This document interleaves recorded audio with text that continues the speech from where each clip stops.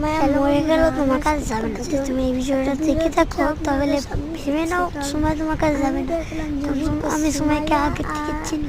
সময় শাস্তি যখন আমি একসাথে করছি তখন সময় আর তোমার কাছে যে বোতলটা দেখছো এটা তুমি সুমায়াকে মানে হাত ছিল তখন ওটা কোনো জায়গায় দিচ্ছি। আমার এসব সব কথা এখন তো মনে আছে, বুঝছো? এখন তুমি যদি এই ভিডিওতে দেখে থাকো তাহলে তুমি সুমায়াকে ভুলে যাও, এটা তোমার জন্য অনেক ভালো। এই ঢাকা শহরে যদি আগুনের আমি কোনো জায়গা পাই, আগুন মাথায় রেখো, তুমি সুমাইয়ের জীবনে পাইবা না, এটা আমি আগের থেকে জানি।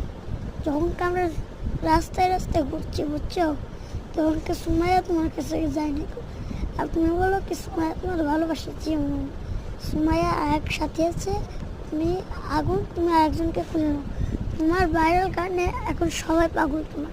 তুমি সুমাইয়াকে ভুলে যাও, এটা আমি বলছি। আমি জানি এটাই তোমার ভালো হবে, এই কথা সত্য। আর আমি আর সুমিয়া তো আগে চলে গেছি, তুমিও তো আগে যাবে।